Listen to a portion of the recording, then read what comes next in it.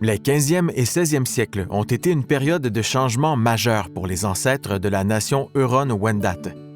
Ils se sont battus et ont fait la paix avec leurs voisins, ont commencé à vivre dans de grands villages et, au 16e siècle, ont interagi avec des colons européens pour la première fois. Jusqu'à tout récemment, nous pensions que ces changements s'étaient plus ou moins produits au cours de la même période, et ce, dans tout le territoire Wendat ancestral. De nouvelles recherches nous enseignent que cela n'a peut-être pas été le cas.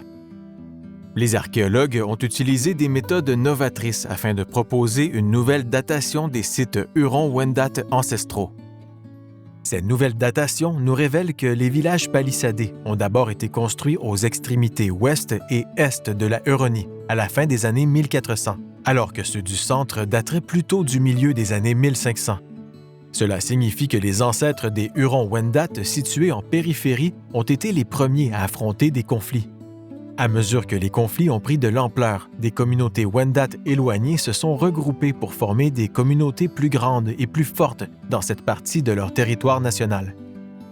Certaines communautés, en particulier celles de l'Est de l'Ontario actuel, ont commercé très tôt avec les Européens, tandis que d'autres ont activement évité ou ont été empêchés de commercer pendant des décennies.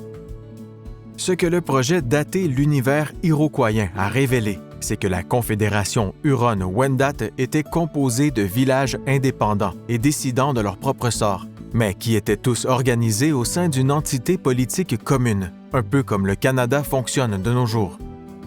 Des milliers de morceaux de maïs, de fraises et d'autres graines ont déjà été excavés par les archéologues, et en datant ceux-ci toujours en plus grand nombre, nous pourrons en apprendre davantage sur les différentes vies que les ancêtres des Hurons-Wendat ont vécues.